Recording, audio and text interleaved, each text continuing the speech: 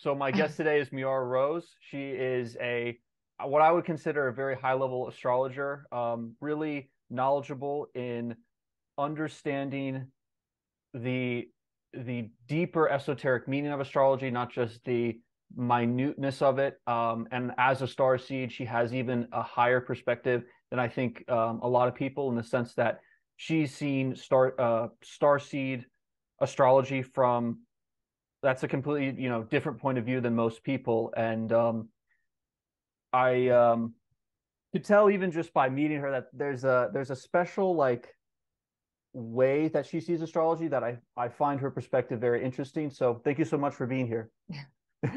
Thank you, Joaquin, for inviting me. I love talking and chatting all things, I guess esoteric wisdom like. So Yeah, I know. Yeah. So yeah. perfect. Well, I kind of want to start by going over like because I know there are a lot of people that question astrology and its validity. And even in this world of esoteric studies and spirituality, it's like there's half and half, but people who believe in astrology, people don't.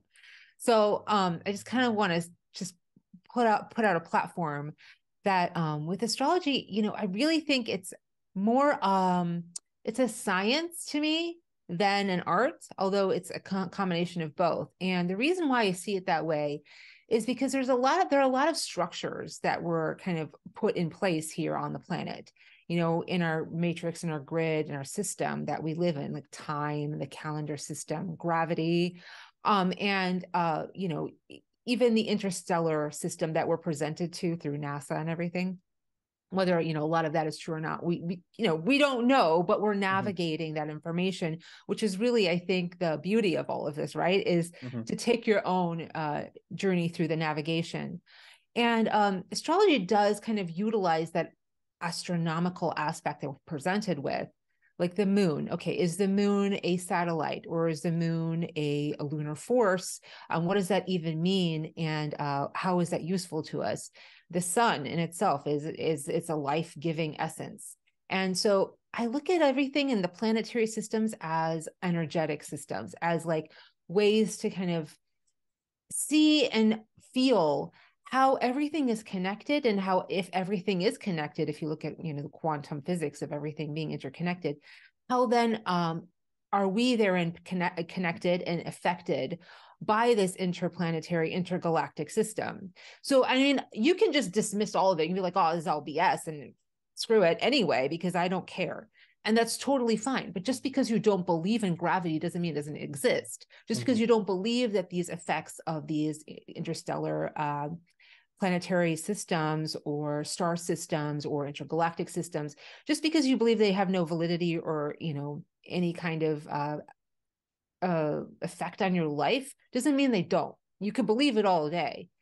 And this is where kind of it gets to be a fine line where it kind of gets to be crazy making sometimes. Is it me causing it, or is it that causing it and I'm feeling the effect, right?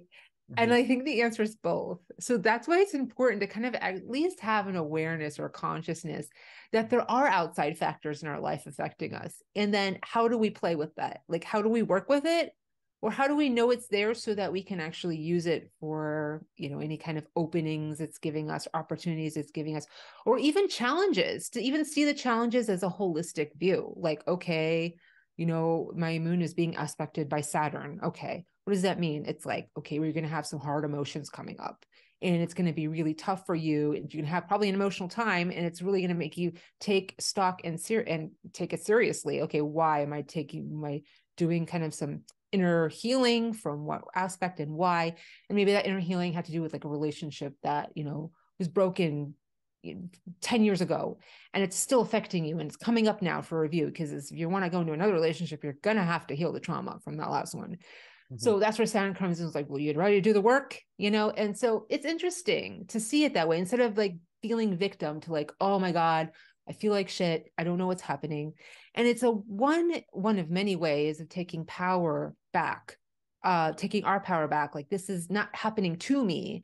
Like this is happening like with me, right? And so Hmm. like we're working together and it's all happening together. So that's how I feel like justify astrology to those who don't believe in it per se, is at least like understand that it's actually still happening, whether you believe it or not, in the way some astrologers present it, maybe not. I mean, every astrologer is different, and we all have our interpretations of the language. And it's like, each interpreter is going to present it a little differently. And that's where one astrologer can be terrible and present it horribly, where it makes you cringe and like, I hate astrology. This is not true. Mm-hmm. And it's not necessarily astrology. It might be the interpreter, that astrologer.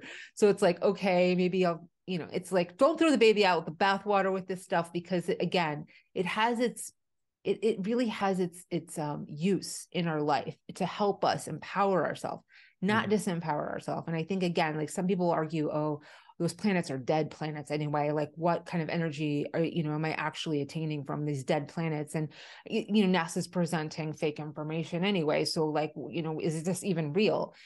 Or the Earth's flat. And it's like, okay, well, all that aside, you can still have the acumen to be like, well, let me hear this cosmology and let me see what resonates and what doesn't, because that's another thing, is we can all connect on this aspect of how do I let you have your cosmological belief, and where does it intersect, and where does it differ, and is that okay with me? Totally. Not everything has to be in agreement or alignment 100%, and that's, again, part of our individual journey.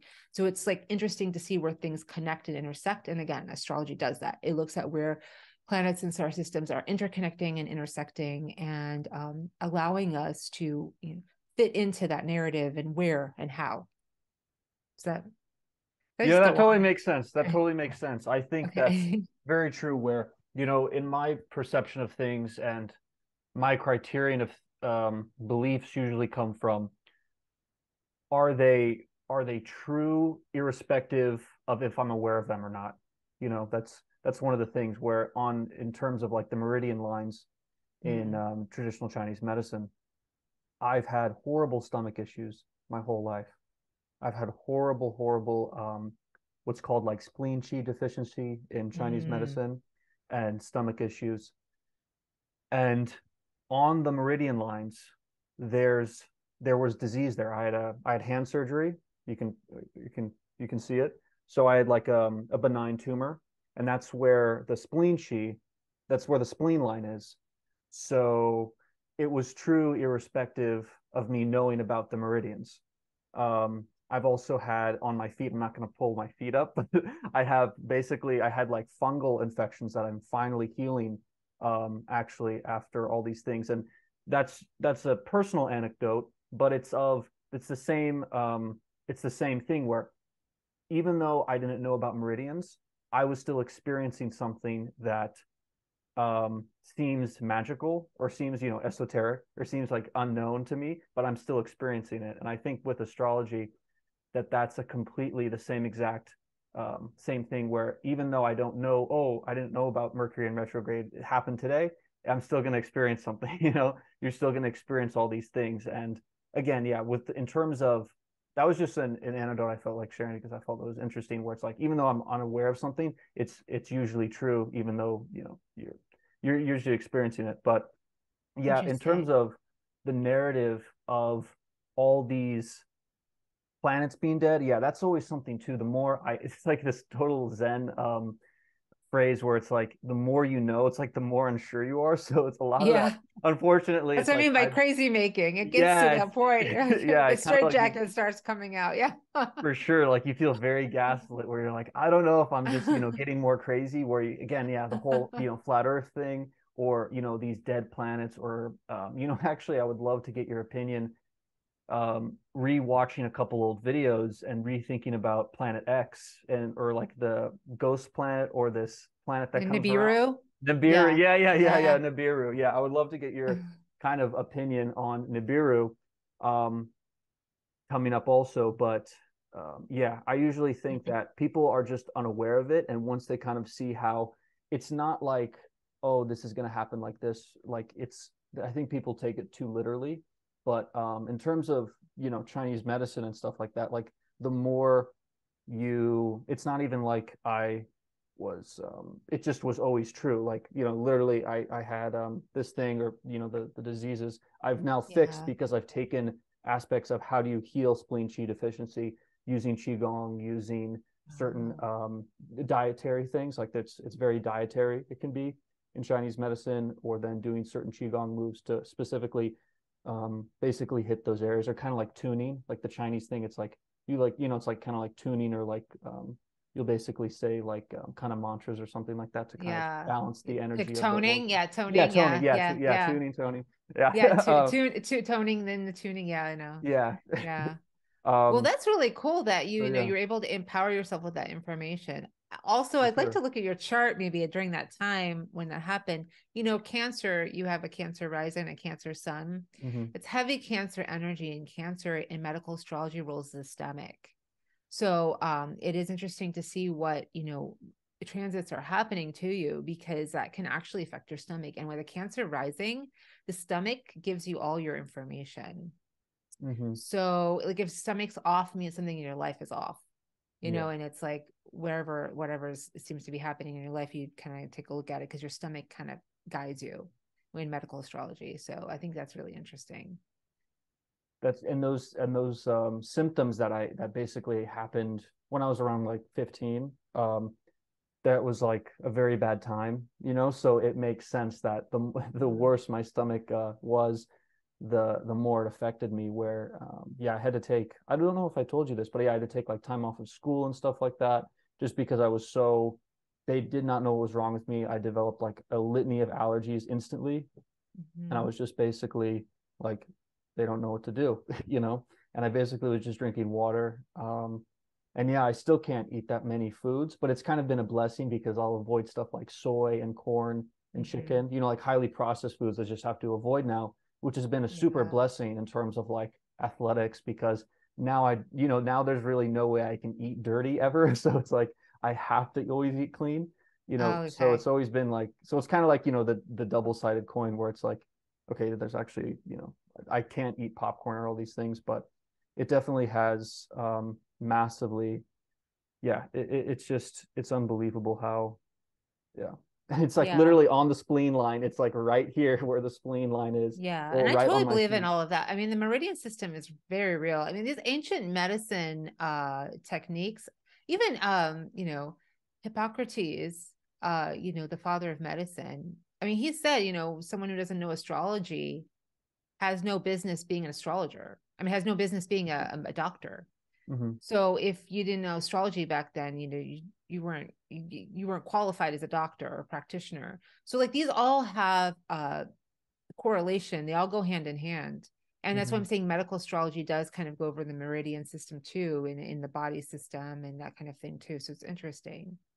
Oh, And absolutely. Yeah. yeah, and Yeah. that's why it's also good to look at, I guess, what's how your chart's being transited and what's transiting your chart, because Hmm. like I said, there's certain heavy aspects that can come in and force you to do some internal work, and a lot of people don't realize that something's happening, and then they're blind. So knowledge is power again. So just Hmm. that knowledge is power. Again, another form of taking your power back is just having that knowledge. Yeah. I really Is like how it? you said that, taking your power back, in the sense Yeah. where it's, people usually think of it as kind of like superfluous kind of information, just like, oh, it's just this, oh, nothing, I don't need it. It's just like, it's just going to happen to me regardless. But it's Mm-hmm. understanding and preparing for it, and kind of the understanding the quantum, also how you said, like, once you know something's going to happen, you can prepare for it and have a better result or a better timeline if Mm-hmm. you know how to prepare for something, because you know something's coming. Like if I Yeah. knew Mercury retrograde, like the last one was coming, I could have prepared for it a little bit better, versus, there could have been something like Yeah. that. So, Yeah. Yeah, and um, I've tested that Mercury retrograde several times. I was born with Mercury retrograde natal in my planet. So mhm. that means I'm supposed to be somewhat immune to it, but it That's doesn't mean good. other people I'm around with are immune to it. So if I'm working with another person and a project's getting started in Mercury retrograde, it's never good. Mhm. So It almost I've could be tested it. worse. It never is. Huh? Yeah, because then it almost could be worse, because then everyone's off and then you're on. So it's like Yeah. even a more dualistic thing. Like you guys are at too high of extremes, and you're just like, why aren't you, mad at everything today? And you're just like immune to everything. So it's like, you know, but I guess Yeah, that's good too. Like you don't have to go through, massive internal. yeah. Well, I mean, it's like my whole life is Mercury retrograde, so So that's yeah, yeah, yeah. So you're why. just constantly, yeah, you're just like, oh, this is So just this is normal. This is my new normal. I'm Yeah. constantly doing the work and looking at what's going on, what's off. Like, Mhm. where should I sign this contract? What is this electronic device? And I have to do all the research and wait and find the right time for it. But yeah, all of those things. But right now, it's more than Mercury retrograde. There are a lot of planets in Taurus, and their Mm, Taurus is making heavy aspects right now. Jupiter's at the end of Aries, okay. so it really like gave us this whole energy surge this last month to kind of like start to like feel like building up towards something, but we don't know what to do with it because Mars has been in Cancer, and Mars is in Cancer is like so emotional. It's like, oh, I know I have to do something, but I don't feel like doing it. And what am I, which direction am I supposed to go in? And like, how is this supposed to happen? So Mhm. like as Jupiter moves into Taurus here very, very soon, the next week, or it'll be almost over a little over a week, but it's going to bring in an opportunity to kind of be able to manifest finally and create and manifest those things that have been brewing inside of us this past month or so. Mm, And as Mars moves into Leo, it's going to give us that passion, to the drive to make it all happen. But yeah, it's been interesting too with the eclipses. I don't know if you felt them. We had two eclipses that were a portal. It was a 0 degree eclipse in Aries. It was around the equinox. And then it closed out at 29 degrees Aries, which is from 0 to 29 degrees. 29 degrees Aries just passed last month, on April 20th. So that was a portal. So mhm, whatever you went through during that time from around the equinox, to the April 20th, is going to be part of what's manifesting coming up. So mhm, you just think about that, like, well, what was happening then in your life? How are you feeling? Things you're going through. mhm, That was like a little bit of a seed that was being planted then. mhm. Yeah. So I mean, the eclipses are always really interesting, solar eclipses, because it is such a huge surge of energy that nothing ever happens during an eclipse. You start to feel weird in your body, but what really happens, the eclipse really, what it does is it starts to open up a gateway for things to happen 6 months later, after. Mm. So just during that 6 months that that basically precedes the eclipses is what happens from the eclipse. So Fascinating. Because I yeah, wanted to get your perspective too, because I will see, YouTube thumbnails of 333 portal opening, this lunar eclipse coming up. And it's like, um, people only, you have a surface level understanding of yeah, what it's that means. superficial. It's a Yeah, superficial kind of thing where they don't make yeah, it super specific on what does that actually mean. And I think it's fascinating too, because I can obviously talk about this with you where this, I think, and also astrology, getting into this specifically, it's people don't accept it because they still are in like a very scientific narrative, very, kind of NPC narrative. I would say, like how they believe about evolution, how they believe about how the planet was formed, how they believe about time, yeah. how they believe about what manifestation actually means, and kind of, the mystical, esoteric side of it that they're just completely, have no idea about. Um, what do you think?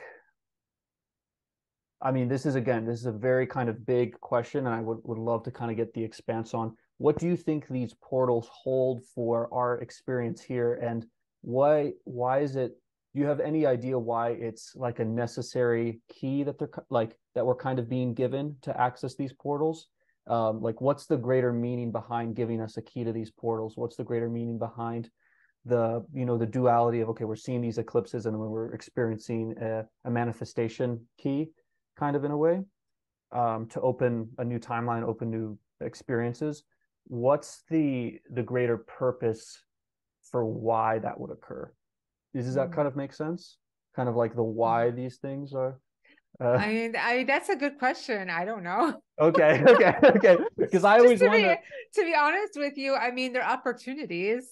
I Yeah, don't know why they were created that way. I mean, why are there portals on the planet? You know what I mean? Like, why are there vortexes here and that we go to and like we feel drawn to, like, you know what I mean? And then some people know about them, but they don't yeah. care. They're not going to go there. And Hmm. so, like, it's just like, I guess it's a personal decision to like Mm-hmm. discover, our personal kind of relationship with these portals. Mm-hmm. But as like a overall overarching answer, I don't have that. But I think it is a very personal experience with these portals. Just like, again, like it is a personal experience when you go to like a vortex or a portal on the planet. It's a very personal experience Mm-hmm. with that, and how you're being activated and how your DNA can shift and change and become activated, and you can come more into your knowing. And this past one with Aries, so Aries, it's like it's specifically going to be that Aries portal, right? And what does Aries represent? So in that specific one, and that's going to be a lot of charge of courage, and beginnings, new beginnings, and activations in that way. But Aries is also like a bit of a warrior, and it can be a spiritual warrior and getting ready to be the warrior. So preparing for that. It can be, it can also be just like this very, very, like I said, seed planting, like very beginning of something new. Mm-hmm. So like being ready for something new in life. But yeah, like I said, it's very personal. So depending on kind of what you went through and all of those things coming into that courage and that power and that strength, and the new beginnings, that's a lot what Aries kind of gives us in that portal. A lot of people can't went through awakenings then. I noticed a lot of awakenings happening, and we're all on, our different, I guess, trajectories of awakening. There's no such thing as like being done awakening, right? Mm-hmm. Because it's like, again, like you say, like it's the more you know, like the crazier you feel. But that's the thing, is Yeah. you have to be ready for that next awakening, because you can't like have more knowledge than you're physically, mentally, emotionally ready to handle, Yeah. because that's again where the straitjacket comes out. And I think that it might be happening on the planet where maybe people are going to get a bit more information than they are ready to handle, and Mm-hmm. that's a little concerning when Mm-hmm. it comes to the trajectory of mental health, because right now mental health is still really unstable, and it's Extremely, extremely, especially in yeah, my generation, like Zoomers, it's yeah, very unstable. yeah, Yeah. yeah, and Yeah. yeah. Yeah, it's very unstable. Yeah. And the thing is, like, therapy doesn't really work. Oh, I know, I know. Yeah, it's such a And so funny way to that's put it. really frustrating, because I mean, I'm not gonna, again, we're not gonna throw the baby out with the bathwater. There are plenty of really good therapists out there. Hmm. Unfortunately, I was actually I was actually in graduate school for therapy, so I understood like the training of a therapist and what someone undergoes to actually receive the training, and they're not actually quite prepared or equipped to handle. I think that experience, but also personal experience. It depends on the therapist, but find a good therapist to really deal with the new energies that are coming in is really hard, because you're not just dealing with mental, emotional, you're dealing with light body, Hmm. the spiritual body. You're dealing with mass energies, astral body. And I don't think that therapeutic world, even though they're trained in like understanding the soul, like through the Jungian perspective, they still don't understand all of those things, and they don't take those things into account. So you're They're not not, going to fully heal. yeah, they're not living it. They it's understand something intellectually, or they understand, oh yeah, I read all the Jung's books, but they're not like internalizing it or interpreting it their own shadow work, or they're doing, Yeah, exactly. Yeah. and they're not also, they're even operating on this kind of thing where, oh, I can give you this solution through a pill, Mm-hmm. sometimes, or I can give you this solution through these Yeah. other things, where a lot of the things I've noticed, it's a lot of activating the own person's free will. Like their own free will is, to me, the most important thing I've noticed. But also, yeah, just that they're just operating on a different conception of physics fundamentally. So I don't think they're and I think the conception of physics from a more metaphysical perspective is truer than, their perspective of physics, where stuff finds dead ends easier, or you can get into kind of these ruts in therapy. I noticed just through Yeah. my own experience, where it's like Yeah. we're not getting to the core issues. And if you are very honest about the core issues, in the sense that you basically have to, it's all about free will, in my opinion, for my personal anecdote, it's like it's all about that free will and activating your having your free will to do things, in the sense that you're not going to kind of be imposed on essentially from these traumas, and you're going to kind of like, do the shadow work and fight through them. That is Mhm. the most important thing. And it's not like there's this kind of way to like, they're not emphasizing that enough, I feel like, where there's not that Yeah. kind of transfer of understanding that it's your own free will activated through you, that you've kind of forgotten that we need to kind of reintegrate. That's what's really important. And it's not going to be solved with a pill. It's not going to be solved with, doing this one thing. It's going to be being very honest with yourself on what you want to do in this matrix and activating your free will to do those things. So yeah, Yeah. I could Yeah. A totally lot of agree them with do you. hold the space in the container for people to have their emotions, but then it's like, Yeah, what's next? What's exactly. next? Uh-huh. And they're not really trained on what's next because that's more of like a coaching type of Yeah. situation. And they don't really go there. So so it's hard because I mean it should Mm-hmm. be there just should be more integrated, Mm-hmm. which hopefully they'll be the future of mental health will be more of an integrated holistic health, like just kind of like how the medical system itself started becoming a little bit more alternative and integrated. So that Mm-hmm. seems to be more effective. But as for now, that definitely needs an overhaul, the mental health Yeah. industry. But Yeah. just even like again with little things that we can do to empower ourselves, like yeah, just look at our transits and our astrology. We're going to Mm-hmm. astrologer. Astrologers can be very helpful in that way too.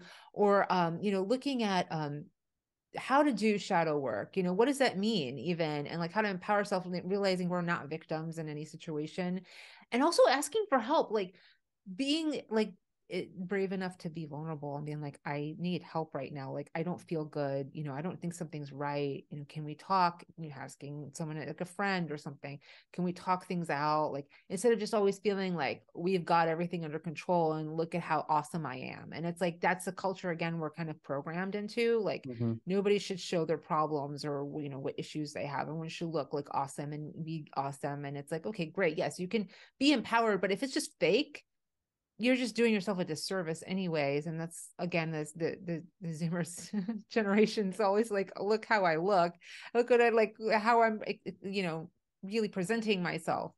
But at the same time, it is interesting to kind of see how things actually are happening around us galactically and interdimensionally. And sometimes there are things happening around us that, again, we're not understanding, like in terms of timeline crosses. Like when you go to a portal or a Mm-hmm. vortex, like in Sedona, like we met in Sedona, there was Mm-hmm. a portal and vortex there.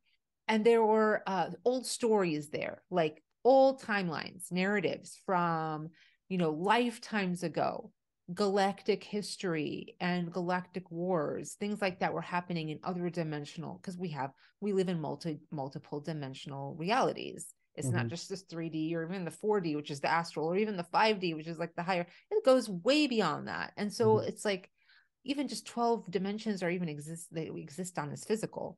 So it's like to feel and sense those, if you're awake, aware, and your light body's activated and on, it's a different level there. Like you're not stuck in a matrix 3D where everything's being dictated for you and you're like almost automaton to it. But it's Mm-hmm. like now you're starting to feel expand and feel all these things happening that you can't see. And Mm-hmm. so you kind of have to discern. And that's another level, is what I'm saying. The awakening is taking us there. It's taking normal 3D mental capacity into this external, like, outwards. The astral is going to become one of the more common experiences. Then over it's going to be expanding beyond the 3D on the planet, because again our collective consciousness has allowed that. So what's happening in the astral, again, it's like, well, what, I don't really see what's happening, I feel it, there's something weird. And then it's like people are in this whole psychedelic movement that's happening. Mm-hmm. It's taking that even further. The psychedelic movement works in the astral. So like they're really working there, and they're bringing the astral more and more into integrating into our reality. And people aren't equipped to understand what energies are coming through in Mm-hmm. those atmospheres. So they don't have the tools and the resources, those, even the weaponry to fight if they need to, Yeah. like, because again we're just told, hey, that's just stories and make believe, like that's not real, Mm-hmm. Or it's just or your own mind. And that's another yeah, thing too. A lot of people who, your fear creating it. Yeah. yeah, it's a lot of Yeah. people have, um, are so unaware of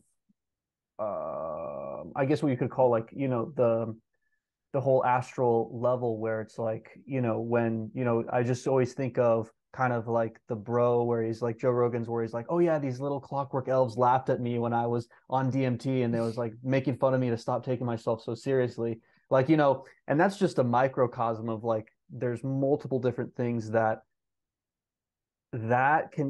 just a little like, okay, that's just Joe Rogan. But that's just like, that's a lot of different things that I think you made a good point about where people are not equipped on. I think what's kind of happening on the larger shift, in Yeah. essence. Yeah. Yeah. Yeah. Yeah, those Yeah. O's are real. I mean, Oh, anyone I who's know. I know. I taken know. DMT knows I they're know. real and they're Yeah. there, just as real Yeah. as a raccoon is in a backyard. So it's like, Yeah. Oh no, for sure. and and Yeah. so yeah, to like understand these things and maybe begin to learn how these things work and interact with us is something we're missing. We're missing this openness to really Hmm. understanding these things without feeling ashamed or disempowered. Hmm. Because again, you're right, it is about free will, but at the same time, if we're not taking the responsibility to like really understand what these things want or like to interact in a way to open ourselves up to understand, if we're already opening ourselves up to open up ourselves even more to understand what they are, Hmm. right? Instead of like giving in constantly to the narrative of, well, that's happening there and I'm here, so it has nothing to do with me. Hmm. So it's like it's all happening around us. But yeah, when we cross over like a vortex, like and a portal on the planet and go back to that, we start to feel the history there, and we start to feel the interactions of the energies there. And the older the more powerful place is, takes us into other dimensional planes and other dimensional experiences. um and this is another thing I look at with astrology chart. I tend to look at things from a galactic perspective in the fixed star system, and even the galactic center, and how things that revolve around that and our galactic beings. So like I can look at someone's chart and see, what star systems their DNA may have come from. Of course, Hmm. we're humans, and we were humans then, but we were humans like, say, Andromedan humans with Hmm. Andromedan genetics, and we're more of an Andromedan being, or Hmm. we're Lyran genetics as a Lyran human, but still, human, but still, again, these Lyran genetics. And we bring them in to this body in this physical plane just as well, except they're all turned off because that's part of the agreement of coming into this program on this planet, which a lot of us fought when we came here anyway, but that's a different story. So they kind of are latent and we can feel there's something there, but we have to turn them on. And sometimes moving or being on places on the planet that are these portals, or like moving through portals, like in astrological timing, they activate these latent DNA markers, Hmm. and memories start to come back. And then again, this is part of the awakening process, right? Is you start to remember who you are, where you came from, the connections we have. And then things start to play out in your life that almost like mirror and mimic those stories that your DNA remembers. Hmm. So just as like trauma in this early in this life has a way of dictating our life and how relationships play out, like for instance, like the trauma we endure with watching our parents grow up plays itself out in our relationship with people with in our later in our adult life. It's Hmm. like similar to that, right? But if we take this beyond that, even to a different capacity of galactic history, like hundreds of thousands of light years or years ago, how does that feel, in our body? We're playing something out. So it's interesting again to like really feel like, okay, well, what timeline was I on at that point, in my life, and how is this playing out now, with my fighting reptilian beings, and why, and what was happening then, and what's coming back to me now to help me Hmm. remember that aspect of me as the spiritual warrior or whatnot. You know what I mean? Does that make sense? Of course. Oh, no, absolutely. Okay. No, I love this. Because this is what I want to, what I'm feeling innately to, or let me, yeah, just absolutely on that aspect of the multiple timelines and of what you mentioned earlier of the human genetics and kind of our origins, our original origins in the timeline and how we're experiencing this plane, and how you said we even, some of us didn't even agree to be here, but we're kind of locked in here. I'd love to get into that too. That's an interesting Yeah. conversation. And also the greater kind of our human origins and of how we were experiencing things in a previous dimension, time, space. Um, Yeah. Yeah. Well, what do you want to start with? I know. Maybe I mean it's cool. Do you want to get how we're not basically how some of us didn't agree to be here? Because I'd love to hear that perspective. Because Well, I I like, mean, yeah. yeah. What do you think? I mean, as far as do you know about like the programs on the planet, things like that?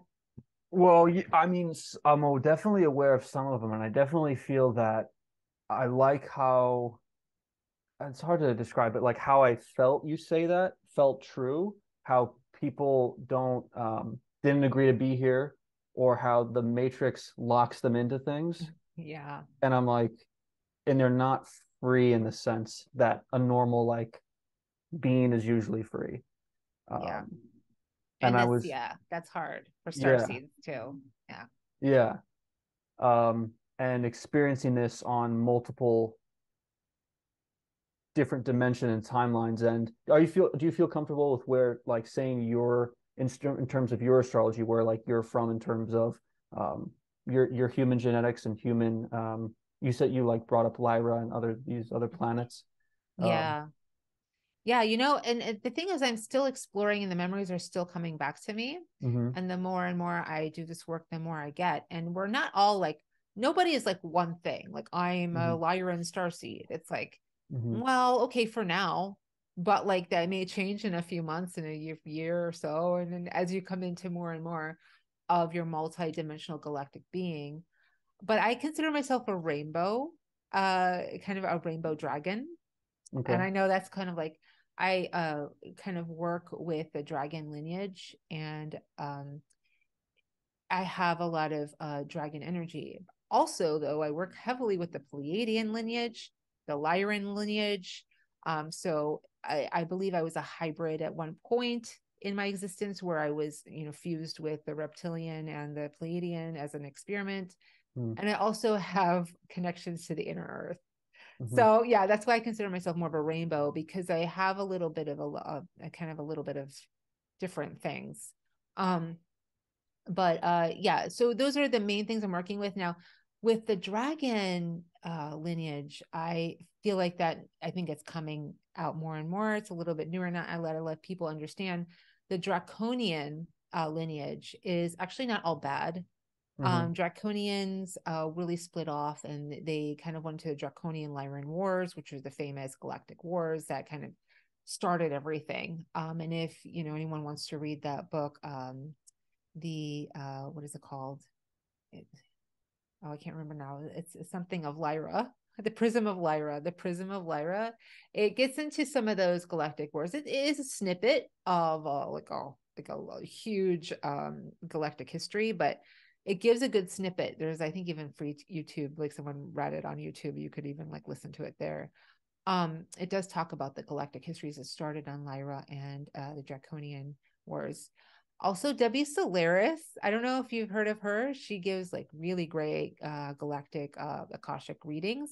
And I'm mhm, going to be studying with her soon so that I could try to get a little deeper into the Akashic history when I work with a client, when I look at their chart. Because right now, I look at a chart and I see just the astrological aspects and what they're doing and the different degree points on different signs and planets. And that tells me the connection to these galactic races. And I have like a heavy in my chart, I have working with the dragon and the draconian mhm, and healing that lineage here.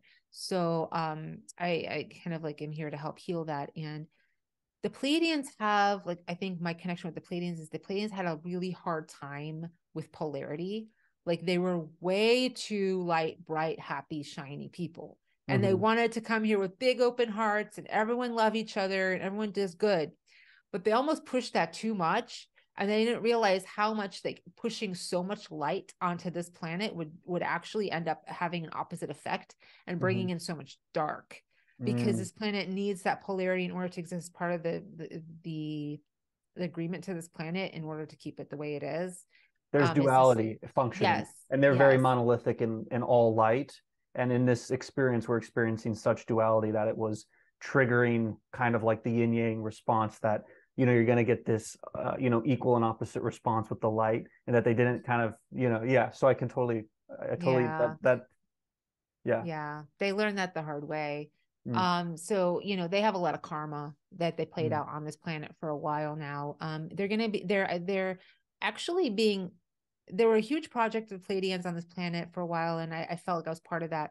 But now I kind of feel like the project is being re-steered over to the Andromedans and the Andromedan Council and the Andromedan genetic system. So anyone who has Andromedan genetics, and that's part of what happened in this past portal, the Aries portal, mhm. is it actually activated a lot of Andromedan energy as well. So a lot of the Andromedan genetics and DNA, those who had Andromedan strong in their genetics were also activated and awakened. So yeah, I don't have any Andromedan. Mhm. But I a lot of people close to me do. So it's interesting to see them, how they're kind of coming in more into their awakening journeys. So does that answer that Yeah, question? yeah, yeah. And then I also wanted to get into Nibiru. I think that's a very Okay. interesting topic because I would love to get your perspective on that because in terms of what we're talking about and in terms of I think it's just personally that I've always felt like that's been a true kind of thing that there's this kind of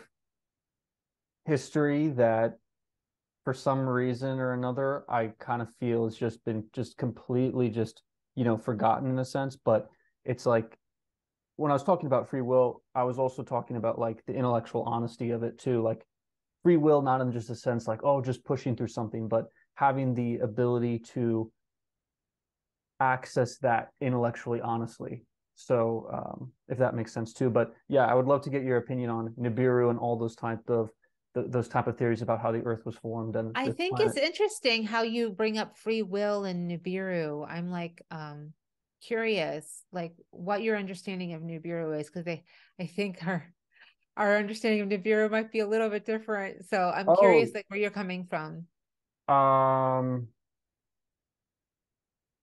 in terms of that it's basically the Anunnaki Okay, yeah, planet yeah, X. Yeah, yeah, yeah. That it's yeah, this that it's this planet that Earth is basically like a part of it formed. yeah. The moon's their base. I was just talking about free will, actually talking Yes. about the earlier Okay, thing. That's why I okay, brought it up. No, it okay, wasn't okay, correlated. I was having two okay. ideas there, they're separate. No, so Yeah. no, the Earth is yeah part of Nibiru. The moon is a Mhm. like a like a people call it like a it's artificial essentially, and it's to create the correct gravitational things. That's why it's completely artificial to block out Yeah. the sun and have this duality experience. And Nibiru is like this hidden dark planet that circles us. um Yes. and yeah, It okay, kind of yeah, inverts yeah, it's yeah. part of the inversion of our matrix here on the planet is Mhm. actually guided by Nibiru is my cosmological belief system. I mean, everyone's going to have their version of what they and their level of understanding of Nibiru, but my personally understanding of Nibiru is it's part of the Sumerian Anunnaki history, Mhm. and they have a strong hold on the planet, Mhm. and they do have nets on this planet, and they're part of the kind of like the darker Luciferian rebellion race. And I Mhm. don't know, to get into all of that, I feel like that's a whole other, I think it's a whole show in itself. Yeah, I know that's a part two, kind of conversation where we get into Yeah. the It's battle, the wars of the light and dark. yeah, I don't think they Um, have anything to do with the draconian. I think it's a little bit different. I mm, think that they're different, the Luciferian rebellion and the draconian. I think it's a little different. There are some crossovers, obviously, with some battles through history, as you know, they fight each other for power as well. mhm. But I think with the Nibiru, I feel like because I have this sense we may be seeing it. Isn't that what Planet X is? What people refer to as Planet Yeah, X, right? Planet X is yeah. So we didn't they say they spotted Planet X recently, and it's being more apparent in our consciousness now. Oh yeah, for sure. I mean, that's the Yeah. whole this kind of their super subtle disclosure of there's UFOs, kind of Area 51 was always a real thing. Like it's all these different topics have slowly kind of come out in a sense where it's not just But no, they talk about this thing that is creating the planet X, or this giant thing that's outside our solar system. They'll talk about like stuff that seems like ships or giant asteroids that seem perfectly cylindrical or something. So you know they'll talk about those stuff Yeah. that seems like it seems like a battleship or a perfect asteroid type of thing. I think a really good source on some of this stuff that I highly recommend to anybody Mm-hmm. is the Ascension Glossary. And Ascension Glossary, it's ascensionglossary.com. Um, it's just run by this woman, Lisa Renee, and her husband, and they've been putting information on there for decades. And it's just this huge amount. You could like research any of this stuff, and it gives you so much information and like such a history on, just getting deeper into it. If you want to go down rabbit holes, it's a good place to go. Okay. And it just gets into so much of it. And so I highly recommend like anyone who's watching this who is interested in learning more about that is to go there and find out so much information. Such a resource. Yeah, Okay. it's interesting to talk about these darker forces on the planet because and we kind of briefly touched on shadow work. And I Mm-hmm. do think that's a really good tool or like weapon to have as a spiritual light worker, because when you're in a situation where if you start to experience like really negative effects happening, you first have to know, okay, what is me, what am I doing that I'm responsible here, and then what is happening outside of me. Mm-hmm. So it's like shadow work is a great like tool to use in that way, because then you understand where the triggers are coming from, if like something, so you can discern, okay, am I being attacked, or is this something I'm like partaking in manifesting, and Mm-hmm. why am I so upset or whatever, triggered, scared. So shadow work is really really good. And the way we do shadow work is really just by looking at the situation and knowing what our responsibility is. Why are we getting triggered? Instead of seeing like the situation is happening to us, we see the situation is happening for us to give us an opportunity to really dig deeper into ourselves. And of course, shadow work is the best in relationships because that's where all the triggers come up. But if you're in a situation obviously with other people, it comes up too, and there's opportunities for it to kind of just see.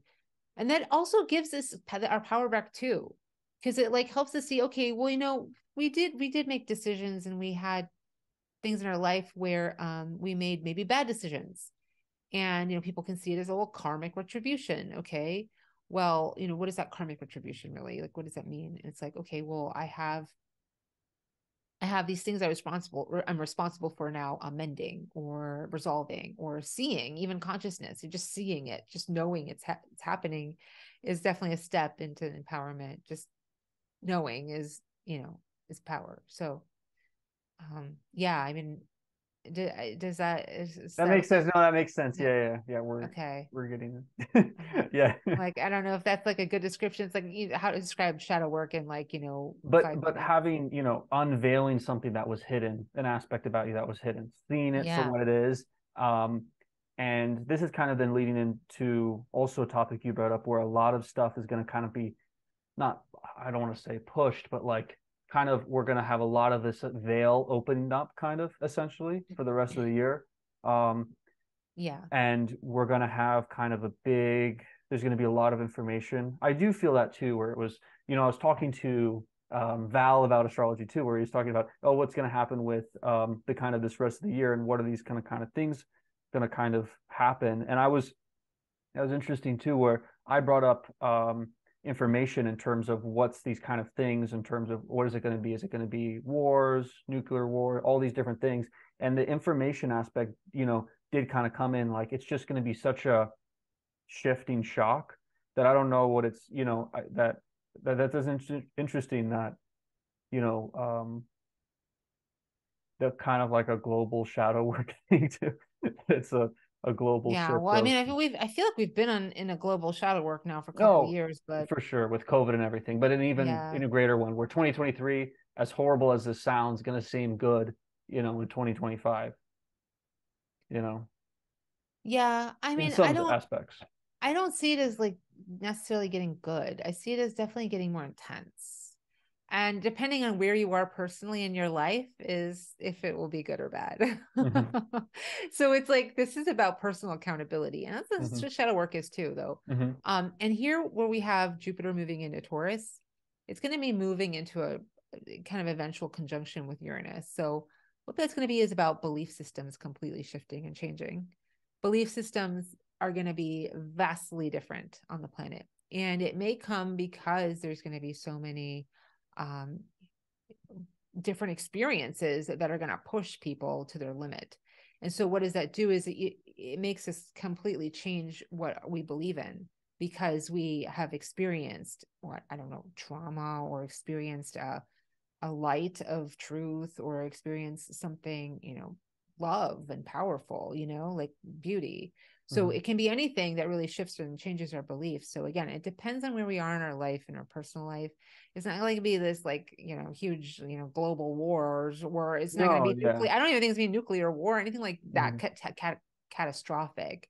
I think Hmm. it's going to be more of like an individual basis that we're going to be experiencing these kinds of these changes in our Yeah, life, no, no, and it's going to change our values and what we value. for sure, I agree. I mean, eventually we're definitely going to be moving away from the system in that's been in place and the programming that's been in place, because when beliefs change, it changes the collective consciousness.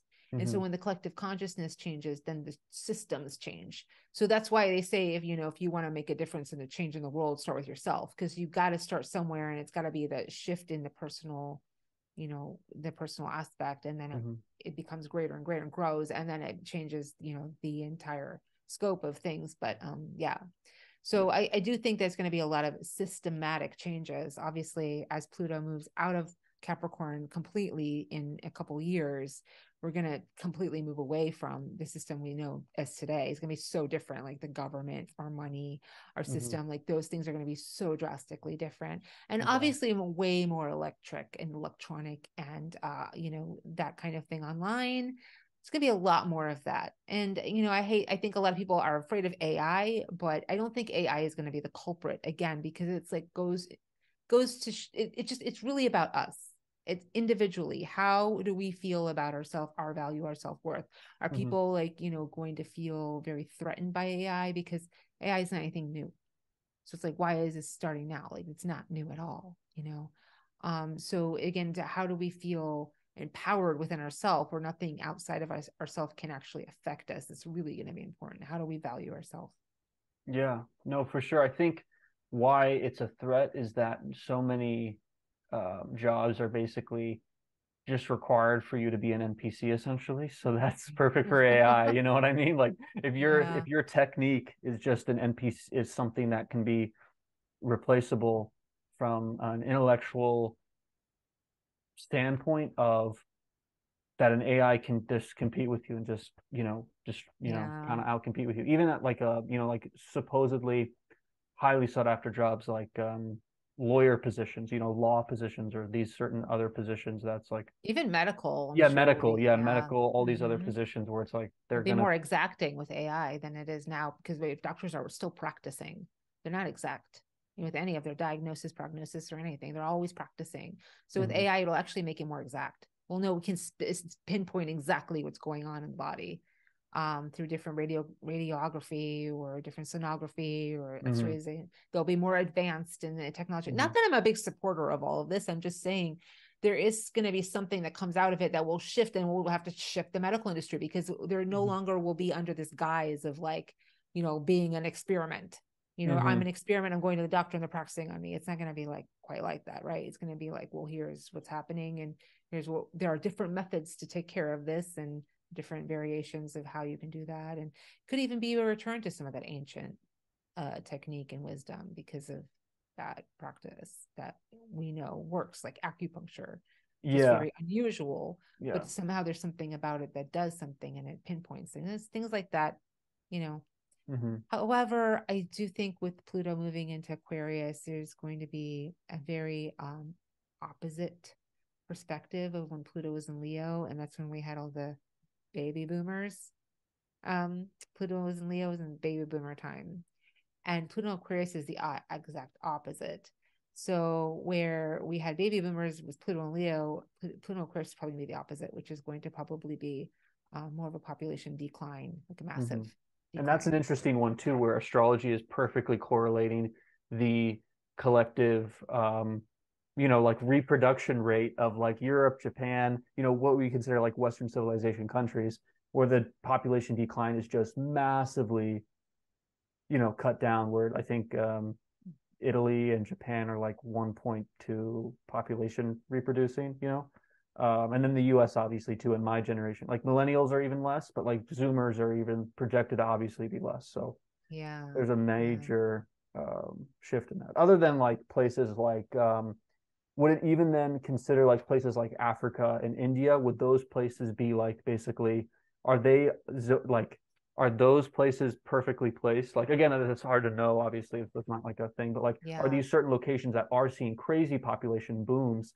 Like let's say Nigeria, where it's projected to, I think, beat China in like my lifetime. So would that then be that's just an interesting thing where I'm thinking like, oh, where these population declines are, would then some of these population increases or other decreases, through other means or Yeah, increases it's through other interesting. means, That's a really interesting point to bring up is the consciousness of that area Mhm. because, baby boomers didn't really happen in Nigeria, right? Because it's not like they went Yeah, to war and came back from war, like, right? That was a yeah, Western thing. hmm, And of course, I practice Western tropical astrology. So I look at the hmm, Western and then I forget, yeah, there's Vedic, which is in India, and they take a completely different approach. In Vedic culture, they don't even look at Pluto. So they mm, don't even take Pluto into account. And they tend to look at things very karmically and very lunar based. So it's very mm, different than what I would do. I look at the seasonal aspects of tropical, but yeah. So that's a really interesting point. So it's like they wouldn't necessarily abide by these kind of cosmic laws and cosmic events, and they may see a completely different. Maybe India will rise. And I don't know if India is part of. I don't know who are they in um ally with because I know there's the BRICS system, which is like the they new. are they are in They are. part of They are. BRICS. Yeah, Oh, they are part of the BRICS. yeah, Interesting. yeah, So yeah. that may actually really benefit them in helping them rise. Yeah, I Because don't. either India is either going to do a crazy big rise or they're going to kind of stay where they are or kind of fall where with this pop because they're going to I think overtake China soon because of China's weird population kind of stagnation decline. India's keep expanding. Nigeria's I think the other one that's going to get to like a billion plus eventually. So I think Are yeah, they like what are they doing for work besides like trolling us on the internet and like giving us like emails? Like, what is the main like what is the industry there? How are they how are they developing so quickly? Like, what are their industries? Are they doing? oh I mean Are they out? They well I think another interesting point too is that they're like a lot of Africa is like mineral based, so it's like all the like the mining or like all the heavy metals there. That's just what I'm pulling from. I don't actually know, but I know they're advancing, in terms of they're not doing like any sort of like tech thing or anything, but I think they are advancing in like I don't know actually, but I yeah, do know obviously China is interesting. very linked to a lot of African countries, in terms of like they'll basically set up shop there and they basically will then do business there, kind of too, to kind of as like an Atlantic, Indian Ocean hub essentially. Interesting. Yeah, no, the Yeah, the because I know China influence. India is very involved with the technology advancements, and they're Yeah, really they're so I yeah that's interesting to look into. I don't know if that yeah. has to do with any of this, but that's interesting. No, I definitely yeah. And then they have BRICS nations, the whole BRICS thing coming up in terms of our money and finances. And you said too, it's going to go digital. So do you see like some sort of because obviously then I look at a Yeah, lot of the stock market, all these things of constantly not looking the supposed crash that's eventually going to come and be extremely bad. Is this then potentially forecasted I at all don't or think so. no? I don't think there's going to be like this huge catastrophic stock market crash. I Okay. think it's going to shift and change as far as like there's because as long as this country is run the way it is, everything's going to be shifting, but I don't see like a huge crash in stock market. But then again, it's really hard to know with Jupiter conjunct Uranus in Taurus. That is massive changes and shifts. So I just think that there's going to be a shift. Like it's there. I mean, obviously the digital currency is where they want to shift things towards. And the Mm-hmm. stock market is always reflective of the cultural ideation of what we're putting our values and investments in. So of Mm-hmm. course, as you know, we put more of our investments and values in tech companies and I don't know, biotech companies, obviously, it's going to be a big thing. That's just where the stock market is just going to reflect that. So I don't think it's necessarily a stock market situation, but I think it's going to be a resource situation. Like, where are the resources going? And that's going to be a shift and change there. So, Mm-hmm. if you have your money in the stock market, I mean, you're having someone else take care of it. It's like they're obviously always going to shift the money with the stocks. I think that the question is like whether things are like the retirement fund, the government retirement fund is going to still be there. Like Yeah. that's in question, because if the government itself and the structure of the government is broken down, which is what we expect to see, then the money behind it and the banking system and the way it's actually handling our debt, it's our debt based banking system right now, Mm-hmm. financial system, is going to shift again. I don't know what the stock market is. I think people love to pin on the stock market. The stock market is just like it's like the Yeah, and I was moon. just It's like doing the that. moon. People love to pin everything on the moon. Like, oh, the moon's full tonight. I'm crazy. It's like it's just a reflection of like what is happening in our culture Yeah. and what's happening to us. Hmm. So I And I don't. agree with you too. It's just I was just using it as a reflection, but it's obviously Yeah. the debt base that once what I'm concerned about is like I think we're at like I'd be totally wrong when the recording is of this, but like 30 trillion in debt, and I think once we get to like double that, that's what I'm concerned about. Where like stuff you all these topics you brought up, where it's like how is the government going to pay for this? We have something like a billion in circulate, like 120 billion in circulation, I and don't then think the like government's 50. going to pay for it. That's how our Yeah, banking yeah, system is yeah. We're just operating, gonna is the debt. Yeah. they're just completely 50 billion in debt. It's like how is this gonna end up well when we have trillion 50 no, trillion sorry 50 trillion or something in debt and we only have like 128 billion circulating. Yeah. We're at 30 now, so it's like once we get to these double these numbers of 40, 50, 60 trillion in debt, it's like that's what I agree with, where it's like all these government things, it's like how are they going to pay for anything? Yeah, I mean, How is I this don't all see going to how that change is going to happen. I'm really curious to find out, but it's going to be fun and interesting. yeah. And I mean, headed towards a huge recession now, but it's inflation as well. And then it's Hmm. just then with inflation comes deflation.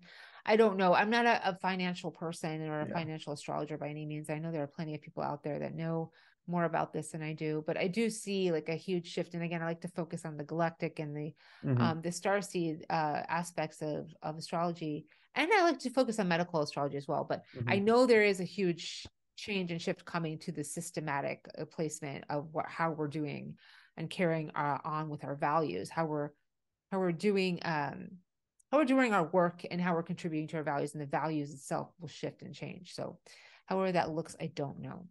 And again, with the war situation and who are our allies and all of that, like that may come to light more this year. Mm.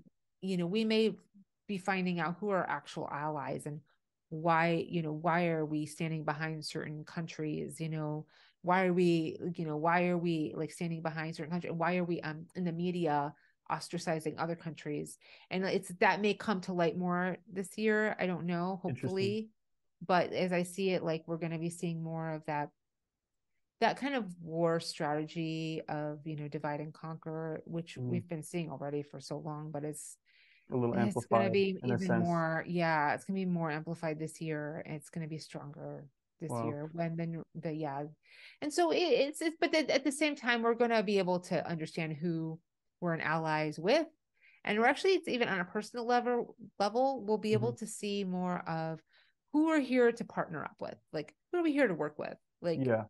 and begin to rely more on each other, which we need to do. Like I Hmm. think the sovereignty is very important, for our energetic field, but relationships and being the interdependent kind of um in an interdependence with one another is inevitable. Like, and we're here, we're dependent on each other, we're dependent on the system, obviously, the way it is now. So like we're such maybe be open up more to that relationship aspect of what we've come here to really work with and who we've come here to work with. We'll come more in touch with that this year, and with that can highlight who doesn't work with us anymore, obviously, and that can Hmm. be turbulent, where things fall away, people fall away, and new things Yeah. come in and new people come in. That they may be a little bit more what we're dealing with this year.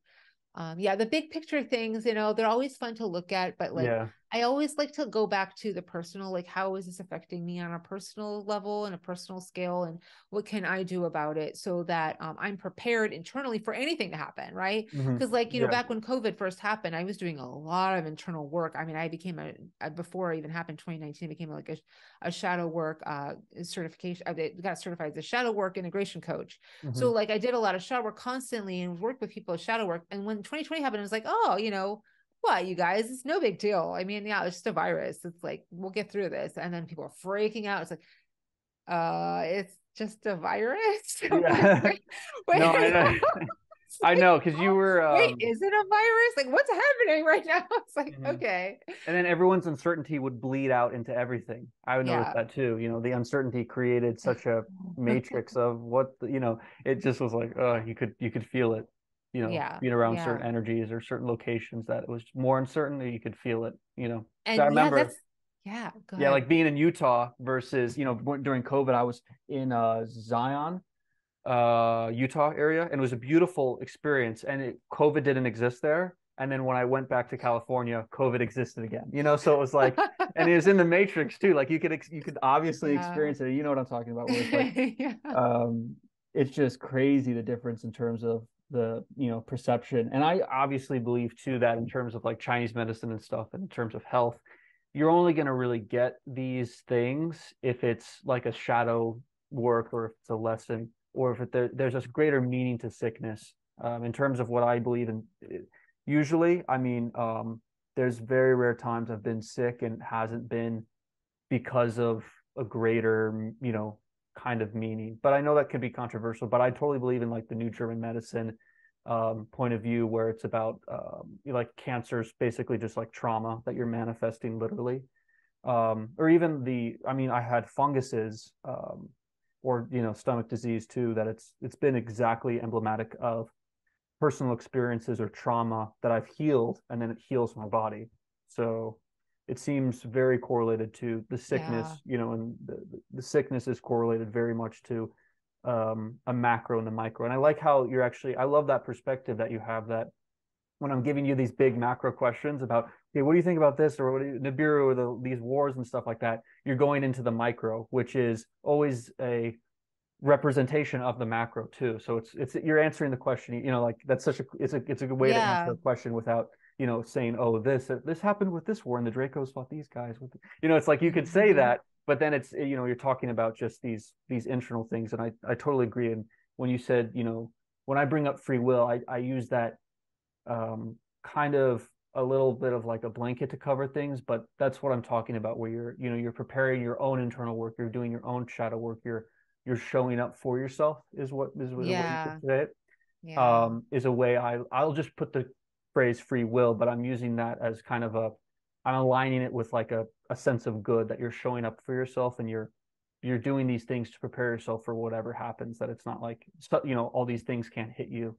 um and even with Yeah. astrology, that you have your free will focused on, okay, these things are coming, you have an understanding of what this actually means in terms of that, and you've shown up for yourself enough that you're prepared for these certain astrological things that are going to occur. Yeah. Yeah.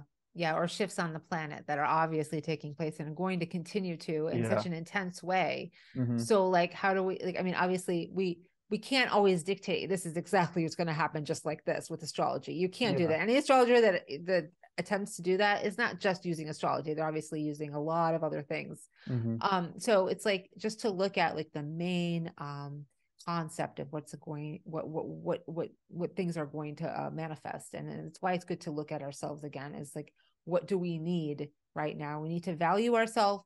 We need to know what's real and it's tangible in our life and what to hold on to. What are we building right now? How do we empower ourselves and take back our power?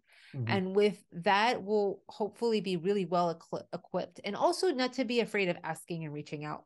Like, for instance, like I don't know some of the things that are happening in my life because all these 12th house transits, and the 12th house is like, I'm having a real issue right now understanding what's happening like beyond the scope of my vision. And I don't have like, some people have visions where they can actually see entities and beings and things like that. I Hmm. don't have that. I just can Hmm. sense it. Okay. I have the clear, like sentience, Yeah, clear sense. yeah.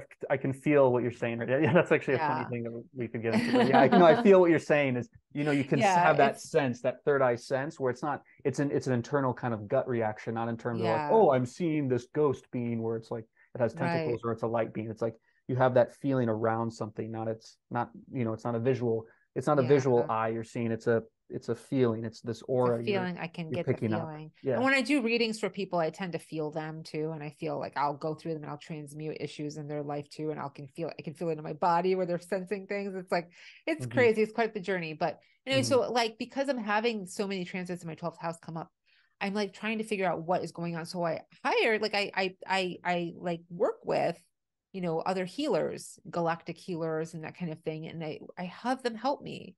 And so like, therapy is also useful, but I don't use therapy. I use, these other healers, and mostly I do galactic healing.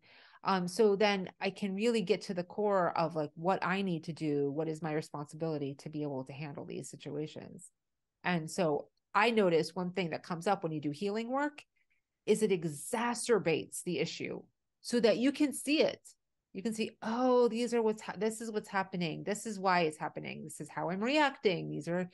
This is how I'm taking on the energy from other people. This is how I'm like letting myself be affected. And you go through the whole process. So healing itself has a tendency, and especially in shadow work, has a tendency to bring everything to the surface and show it to you in a really exacerbated kind of way so that you Hmm. can know how to deal with it.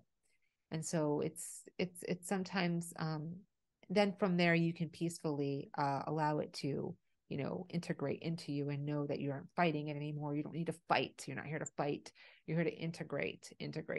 So then as you understand where it's all coming from. And so yeah, another thing about astrology, it just helps us see what's happening so we can integrate.